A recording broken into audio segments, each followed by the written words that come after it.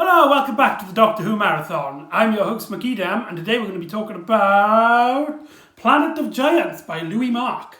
Now, before I begin, I just want to get some background information out of the way. You see, in season 1, when they were making it, the original pilot episode was going to be a story very similar to this, called The Giants by C.E. Weber, which was going to have the TARDIS crew get shrunk down to, I think it's half an inch, and then they would be trapped in the school as tiny people. But, and loads of stories say that this is actually that story that was pushed on to later for season 2. This is the first story of season 2. But from what I can gather, that's not true. This story, written by Louis Marks, he actually got this idea from a novel he read, Silent Spring, which was about insects and the dangers of insecticides. So he based the idea of turning out TARDIS crew into tiny people based around, so we can talk about insecticides. So this story is heavily political. Hooray! People love it these days, don't they? But anyway, so that's one part of the information about the story out of the way, that it's not an adaptation of The Giants, the original pilot story. But this story also is a landmark in the series because a lot of people got their first break, especially behind the scenes, through this story. Louis Weber, who would become a writer for the 70s with some John Pertwee and Tom Baker stories under his belt, but it also the music by Douglas Simpson. Now, Douglas Simpson became a huge Doctor Who composer, and he did a lot of music during the 70s. So the music here is fantastic, and it's great to see where he started off from. And last but not least, the director of this story.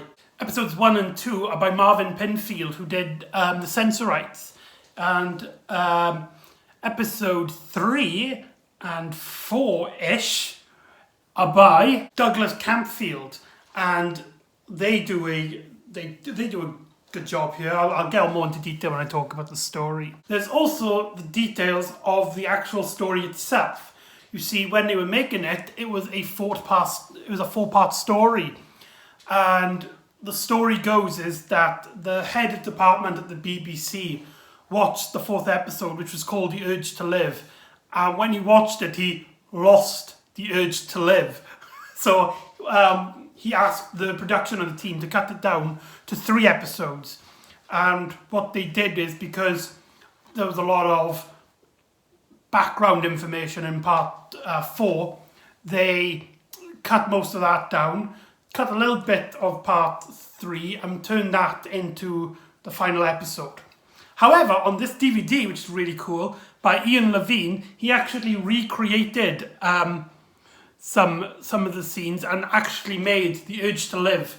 Now what he did is he got Carol Ann Ford and William Russell back to voice their characters, as well as some impersonations to do William Hartnell, Jacqueline Hill and the rest of the cast, and put their audio to footage of them they played back when they're not talking, and he actually made it look like parts 3 and 4. So that was very cool, and I watched it this way. So if I talk about something and you've watched the story and you don't remember it, then that's probably why. But now on to the story itself. During the TARDIS scenes at the start of the story, we see the Doctor getting very angry with the rest of the companions because something's gone wrong. One of the controls is heating up, and then one of the doors open during the TARDIS dematerialization, which, according to Susan, is the most dangerous point in the TARDIS's travel. But then when the doors closes, they don't notice anything bad's going wrong. The Doctor then shouts at Barbara because she's asking all these questions like, nothing has happened before. Why? Well, we've never been in danger like this before. And a part of me just went, yes, you have. The edge of destruction, you morons. But anyway, the Doctor then gets angry at her and starts shouting at her. But then, after he checks with device that lets him see where all the problems of the TARDIS is, and it says nothing's coming up. He then apologizes to Barbara as soon as, and is like, was I grumpy to you, Barbara? I do apologize. I get very tense in serious situations or something like that, and it's very well handled. This is probably William Hartnell at his most sweetest so far. He really gets that lovable energy. Gone is the grumpy, introverted Doctor from The Unearthly Child. Now this is the Doctor, the adventurer who goes around saving planets and fighting monsters. So this is also, he has a cool costume in this one. Gone is his jacket, which comes back later on, but for this story he's wearing this like cool cloak. You can see it on the cover, which is very unusual, and it's very pompous is probably the best way to put it. And William Hartnell fucking is bloody owns it. You can see him, he puts it around him like that, like I don't know, like he's Dracula or something. And William Hartnell just owns that costume. It might be even my favourite costume of the first Doctors, which is kind of a shame because I don't think he wears it again, only in this story. So the TARDIS team go outside and they find a bunch of giant dead insects, and they figure out that they have been turned to the size of an inch, they say. Though sometimes the sizes doesn't always work, but it's a BBC budget, so what can you expect? Now, we're going to have to talk about the size effect. Obviously, there's a lot of scenes with the giants and stuff, but you don't really get the impression that they've shrunk. The directing, I think, let it down a bit. Whether that's because Marvin Pinfield and Camfield are weak here, or whether it was production values letting them down. But a lot of it just felt like normal. Maybe they should have had more camera angles upwards facing down, maybe. But it does work sometimes. There's a brilliant scene with the Doctor and Susan looking down at them in a sink, and you've got a massive plug hole and a chain that leads up to Barbara and Ian. So it does work sometimes. But then there's a lot of scenes where it's shot from like an average angle, and the directing really lets it down. Also, I'm not too keen on the costumes of the companions in this one. They seem really cheap. Ian's suit seems very like a fan-made Ian Chesterton costume, and Susan as well has this like weird like Super Mario get-up, I'm gonna call it, and it doesn't really work. It comes off more like she's a country girl than a secret alien being from the planet. We're not going to say yet because in the first Doctor's era they didn't say. Anyway, so I don't know. It doesn't matter what costumes they wear, but it does feel pretty cheap. And there you go. Whilst this is then going on, the camera zooms out to the actual size world, and there's these two guys talking in the backyard, and they're talking about the development of a new insecticide, a spray that kills insects. Now, one of them is like a head of like a safety department who can organise whether it goes into production or not. And he's done his research, and he finds out that the insecticide kills anything, regardless of whether it's an insect or not. So it kills like worms. Worms are insects, but they explain it's like some parts are important. Some animals are important for the survival of Earth. So it's a very environmental story, and as well, it's like it also has everlasting effects. So when you spray it on something, and then maybe later on you want the insects to come back, maybe it can't. It'll kill them forever, destroying all insect life on Earth. So yeah, pretty big deal. and he decides not to produce it. However, the other guy gets a gun out and shoots him dead. Now, Ian, Susan and Barbara hear it, and it's like a massive bang from the distance. So that's very cool.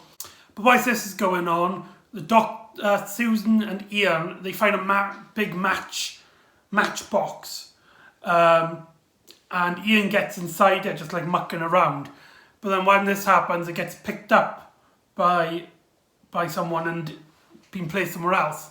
So Ian actually witnessed this death. And there's a great shot of Ian, tiny, in the screen, sort of like that. And then you've got the guy's face zoomed up like that. And it's a very good shot. Maybe a little of the effect is ruined a bit because you can it's like a shadowy effect. And you do see that the effect is not the same shot. And also the picture of the face is a still image. So it works in the sense that it's a cheap BBC production. But maybe not so much as an actual effect. So Ian explains that this guy has been murdered, and the doctor then is like, well, we can't expect any help from anyone, because even the big people, whoever lives in his house, he's a murderer, he killed that guy, so we can't expect any sympathy from him. And he also explains that the insecticides, if it kills the insect, it'll start like a chain reaction, it'll just destroy all life on Earth. So he has to get involved. Now, here's an interesting moment, because it's actually Ian and Barbara that decide they should not intervene, and it's the doctor that's the one who says that we should. So it's kind of like a reversal on the Tribe of Gum and the Daleks, where it's actually the doctor that wants to get involved and help people and save people, whereas the companions are trying to get out there as much as possible. But whilst this is happening, they hear the footsteps of the guy returning, and Ian and Barbara run in one direction, and the doctor runs in another direction. And Ian and Barbara go into a suitcase, into a case, and it gets picked up and gets taken inside the house. Now, it's just here that I got to mention that the pacing in this story is very good. Every moment is broken into little bits. So, like at the start, Ian and Susan go one way, and the doctor and Barbara go another way, breaking the story up. And there's a great moment there where the conversation cuts between both of them, figuring out something at the same time. And then when they do team up again, we also get this conspiracy about the insecticides. So the pacing is always moving, and then when we go back here now, where we are now, the story splits again with Ian and Barbara on one side and the Susan and the doctor on the other. So the story is always engaging. There's always something happening in parts 2 and 3. That's an important note.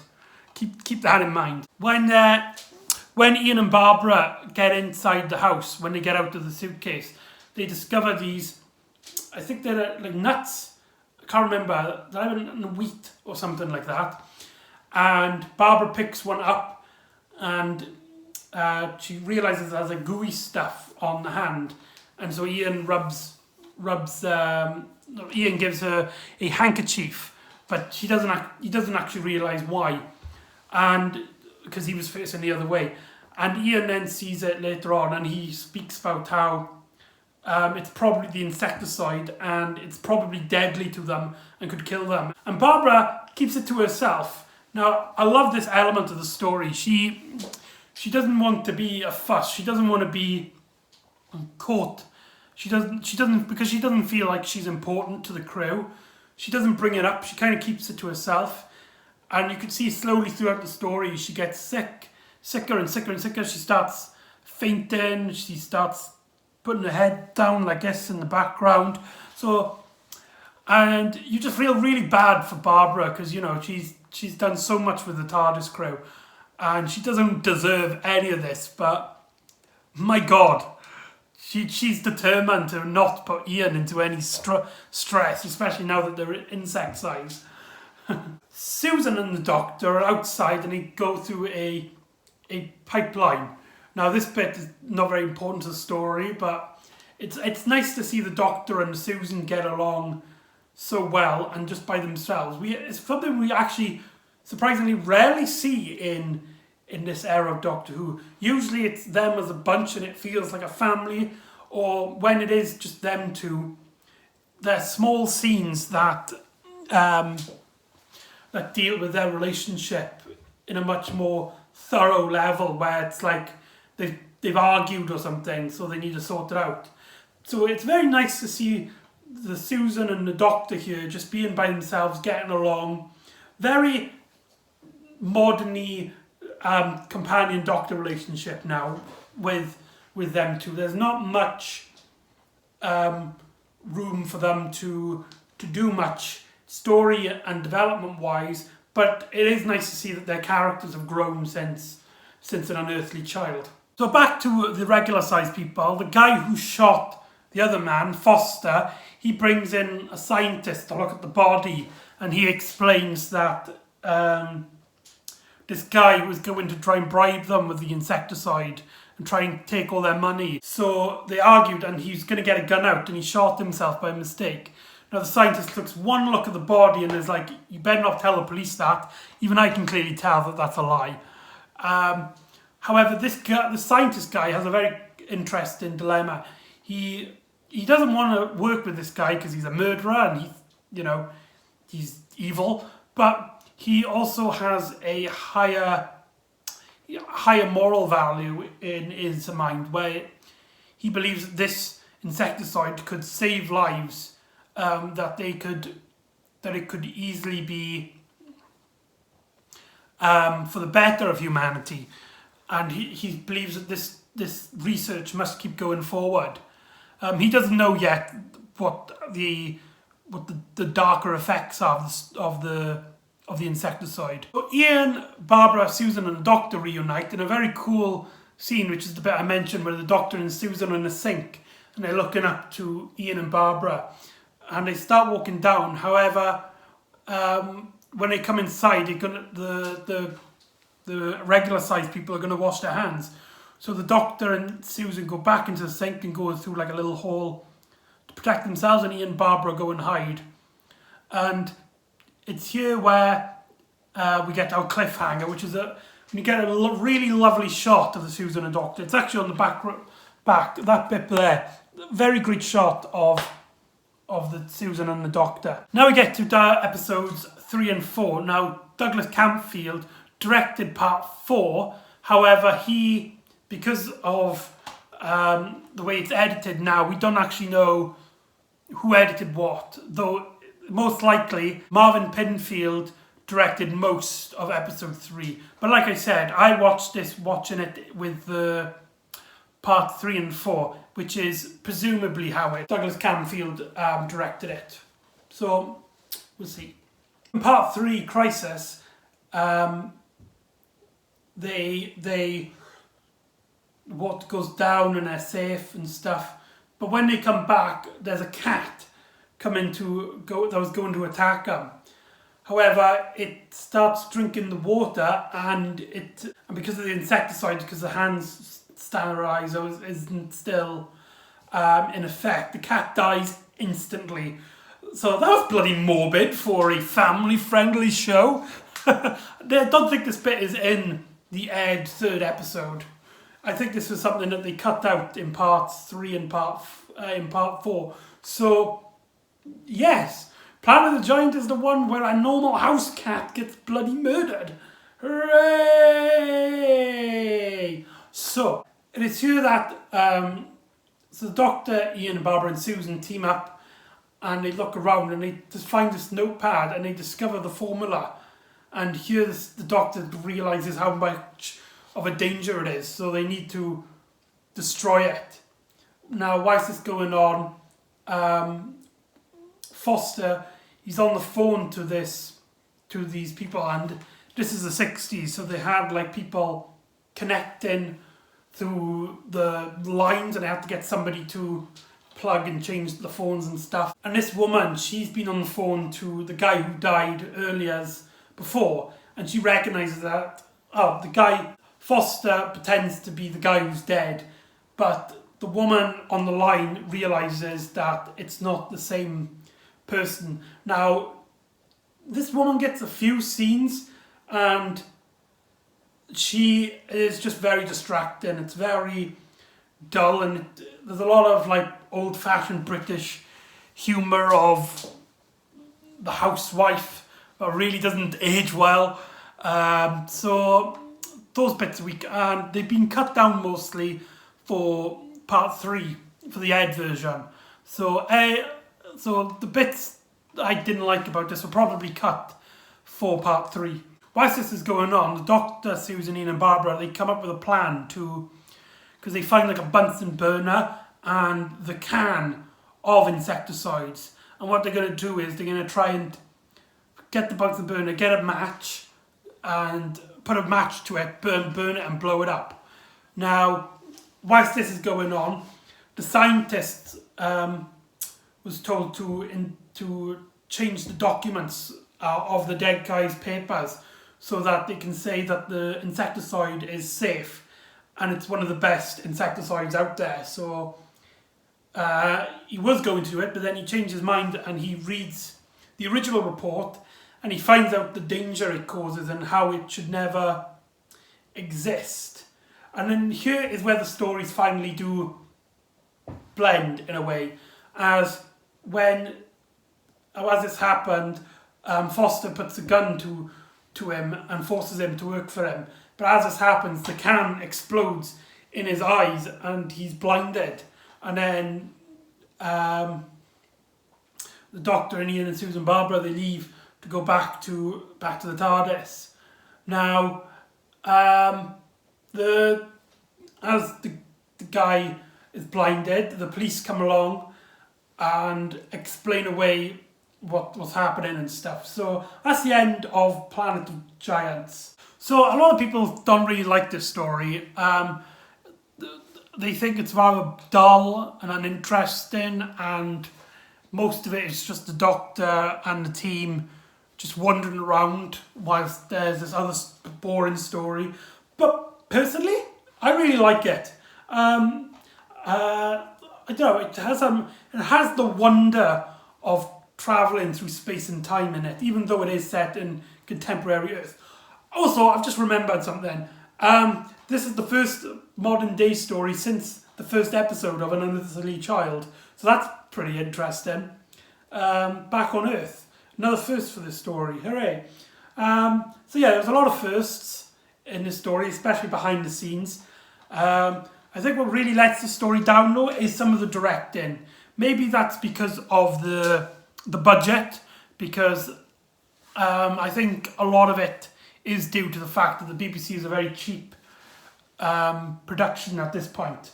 So, but if you take that away and maybe go purely by story and acting standards, I think this is actually a very well watched. So go check it out, Planet of Giants. So come back on next episode of the Doctor Who Marathon, where our favourite villains return for the first time, and we have to say goodbye to one of the travellers. So I'll see you all next time for the Dalek invasion of Earth. I'll see you all next time on the Doctor Who Marathon.